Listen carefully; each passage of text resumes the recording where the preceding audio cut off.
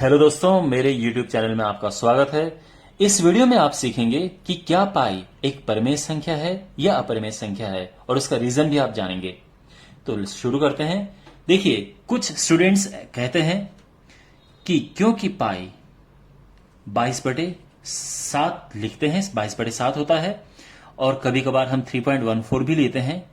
अब क्योंकि 22/7 एक परिमेय संख्या है, 3.14 भी एक परिमेय संख्या है।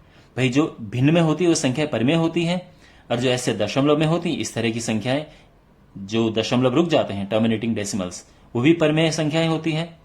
तो इस हिसाब से अगर ये परिमेय है तो ये भी परिमेय होना चाहिए। तो मैं आपको समझाता हूं कि एक्चुअल में क्या है। देखो माय डियर, पाई एक अपरिमेय संख्या है और अपरिमेय संख्या होने का रीजन समझने से पहले आप ये समझो कि ये की अपरिमेय संख्या होती क्या है। देखिए,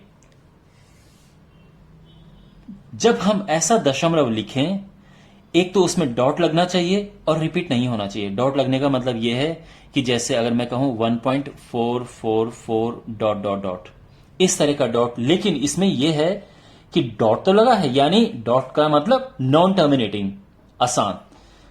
तो इसमें जो है ये नंबर एकदम चलता जा रहा है लेकिन ये रिपीट हो रहा है, तो इसीलिए ये संख्या परिमेय संख्या है। लेकिन अगर मैं ऐसी संख्या लिखूं जो रिपीट ना हो, जिसमें जैसे ये एक डिजिट रिपीट हो रही है, ये अगर मैं लिखूं 0.621621621 डॉट डॉट डॉट, ये भी परिमेय संख्या है क्योंकि ये भी 621 ये डिजिट से इसमें रिपीट हो रही है। इवन अगर मैं ऐसा लिखूं 0.42517893054251789305 आप देख रहे हैं डॉट डॉट डॉट, यानी ये जो नंबर है ये दोबारा सेम नंबर आ गया है, तो ये भी परिमेय संख्या है। चाहे कितनी भी दूर हो, लेकिन दोबारा से अगर रिपीट हो जाए नंबर, वो परिमेय होती है। लेकिन अगर नंबर ऐसा है कि वो रिपीट नहीं होता है, 0.421634578921324123 चलता जा रहा है, कैसे भी चलता जा रहा है, लेकिन ऐसा नहीं कि पूरा सीक्वेंस रिपीट हो। अगर ऐसा नहीं होता है तो ये संख्या अपरिमेय संख्या होती है। वैसे अपरिमेय संख्या दर्शाने का बहुत बढ़िया तरीका है कि 1010010001 इस तरह से लिखें, यानी जो गैप है वो बढ़ रहा है। तो अभी कोई पर्टिकुलर इसका रिपीट होने का ऐसा नहीं कि डिजिट वहां से रिपीट हो रही है, ठीक है ना। अगर हम देखें 1 लेकिन 2 जीरो आ गया है, दोबारा 1 देखें लेकिन अब 3 जीरो आ गया है, तो कोई ऐसा पैटर्न नहीं है, इस तरह का पैटर्न नहीं है, तो ये भी एक अपरिमेय संख्या होती है। खैर, यहां पे आप इस वाले नंबर पे फोकस करो, ऐसा नंबर जो पॉइंट के बाद बढ़ता जाता है लेकिन उसमें डिजिट रिपीट नहीं होती है। ऐसा नहीं कि जो सीक्वेंस है वो रिपीट हो गया हो, वो अपरिमेय संख्या होती है। पाई के साथ भी कुछ ऐसा ही सीन होता है।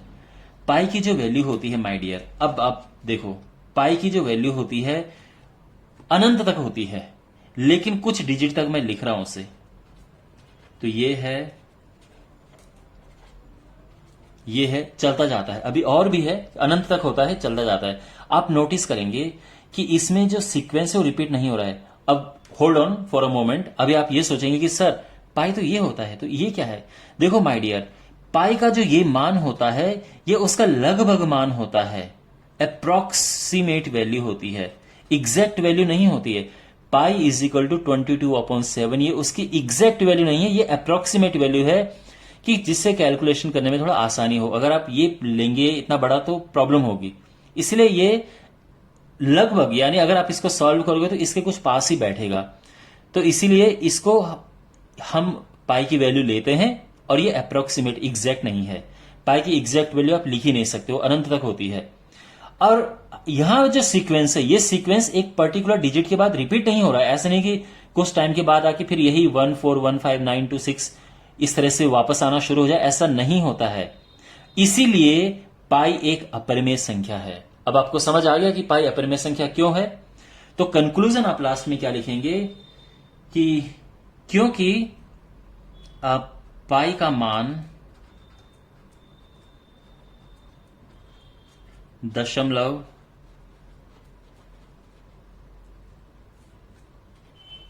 के बाद रिपीट नहीं होता है या पाई के मान में दशमलव के बाद पुनरावृत्ति नहीं होती है,